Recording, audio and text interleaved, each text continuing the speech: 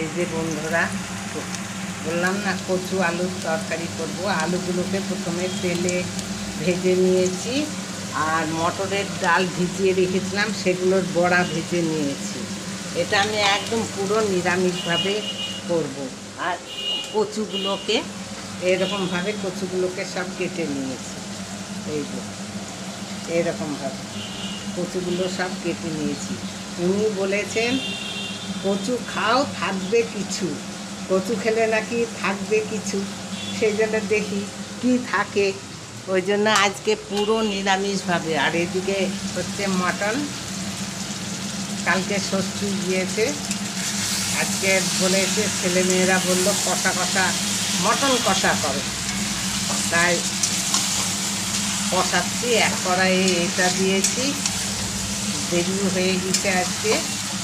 আর একটা কড়াইয়ে এই কচু আলুর তরকারি আলু ভাজতে দিয়েছি। আলুগুলো ভেজে প্রথমে লাল লাল করে ভেজে তুলে নিব, তারপরে কচুগুলো ভাজবো। আর এদিকে আমার মটন মাংসটা দারুণ দিচ্ছে। আমাদের এখানটায় রানীবাগানের মাংস একদম নামকরা মাংস, খুব সুন্দর মাংস খেতে। এখানে সব রেয়াজি খাসি কাটে তো, খুব সুন্দর। আমার বোন বলে, দিদি তোদের তো ইয়েতে তো ছাগল গন্ধ বেড়ায় না। ও আমাকে তাই বলবো, ও এই মাংস খেতে খুব ভালোবাসে। যখনই মাংস রান্না করি তখনই আমার বোনের জন্য, এই যে আজকে রান্না করছে তো আমার বোনের জন্য মনটা খারাপ করছে।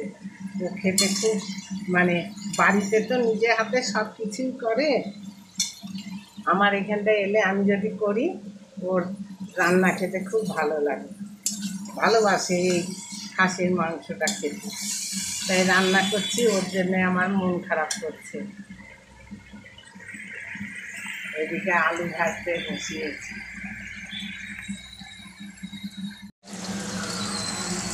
এই যে কচুগুলো ভাজতে দিয়ে দিয়েছি। আমি কচুগুলো লাল লাল করে ভেজে নেব। একদম পুরো নিরামিষভাবে এই রান্নাটা করবো। আপনারাও খেয়ে দেখবেন এরকমভাবে, খুব ভালো লাগবে খেতে। মাছ মাংস ডিম তো রোজ আছেই, বাঙালির খাবার, প্রিয় খাবার। নিরামিষ খাবারও মাঝে মধ্যে খেতে ইচ্ছা করে। তো এই কচু নিয়ে এসে কচু দিয়ে ডালের বড়া আলু দিয়ে আমি গা মাখা করে একটা ডালনা করব।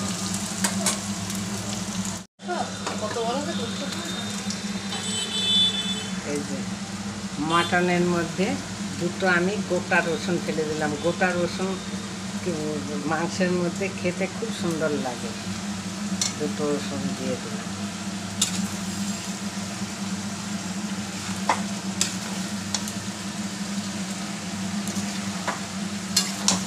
এটা হচ্ছে দুপুরের মেনু। আর এইদিকে কচু ভাজা হচ্ছে। যে কচুগুলো আমি এরকমভাবে ভেজে নিয়েছি। কড়াইয়ে সেই ভাজা তেলই আছে, এর মধ্যে আমি দিয়ে দিলাম দুটো তেজপাতা আর একটু জিরে ফোড়ন দিয়ে দিলাম। আর কিছু দেব না।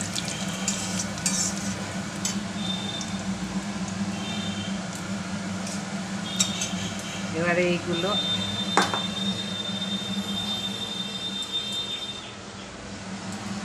টমেটোটা দিয়ে দিলাম, দিয়ে আলু কচুগুলো সব দিয়ে দিলাম এর মধ্যে।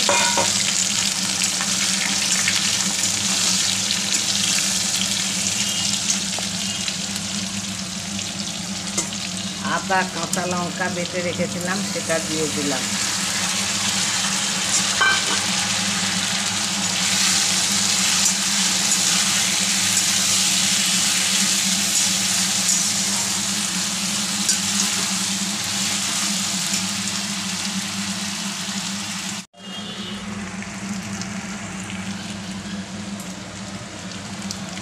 এক চামচ জিরে গুঁড়ো দিয়ে দিলাম।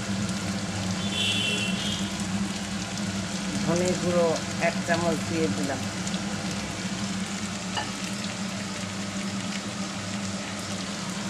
হলুদ গুঁড়ো 1 চামচ দিয়ে দিলাম। স্বাদ মতো লবণ দিয়ে দিলাম।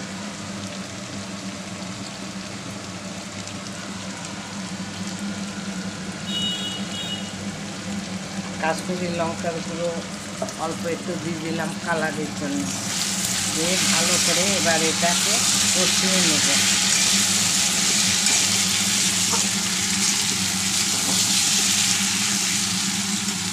সুন্দর একটা গন্ধ বেরোবে।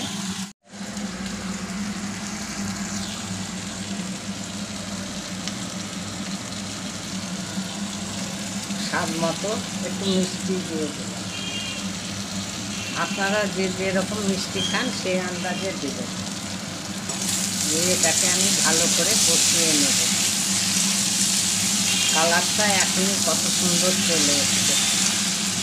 আপনারাও ঠিক এরমভাবে বাড়িতে রান্না করবেন, খেয়ে দেখবেন একদিন কত সুন্দর লাগবে।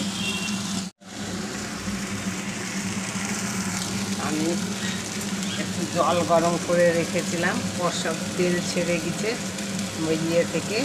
এই যে এবার জলটা দিয়ে দিলাম।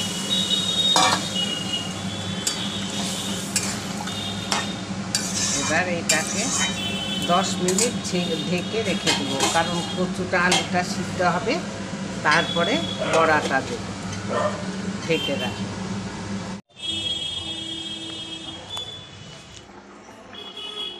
এই যে ভেজে রাখা বড়াগুলো এই যে ফুটে গিয়েছে।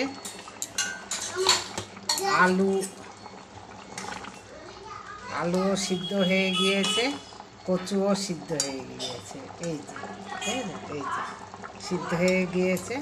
এবার এরকম ঝোল থাকাকালীন বড়াগুলো দিতে হবে, কারণ ঝোলটা টেনে নেবে।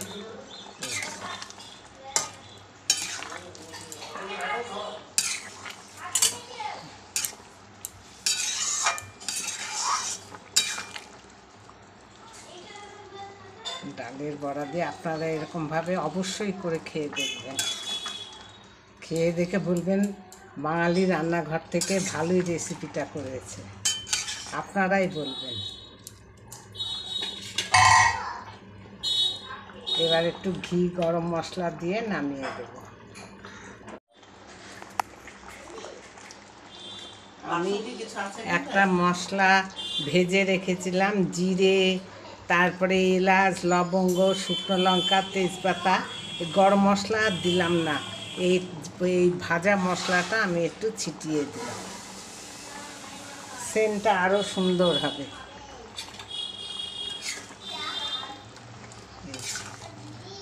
যেটুকু ঝোল আছে এটুকু ঝোলও থাকবে না, কচুতে আর ডালের বড়াতে টেনে নেবে।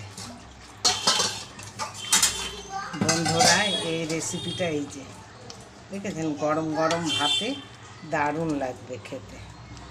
এই রেসিপিটা যদি আপনাদের ভালো লাগে, শেয়ার, কমেন্ট অবশ্যই করবেন। আমি আপনাদের কমেন্টের আশায় থাকি। কমেন্টটা করলে পরে আমার খুব আনন্দ লাগে, আর এইসব রান্নাবাড়ি করতেও খুব ভালো লাগে। এই যে ভালো থাকবেন, কমেন্ট অবশ্যই করবেন। ভালো থাকবেন, সুস্থ থাকবেন। যা গরম পড়েছে। আবার আপনাদের সঙ্গে দেখা হবে পরের ভিডিও নিয়ে। চেহারাটা দেখেছেন কত সুন্দর হয়েছে।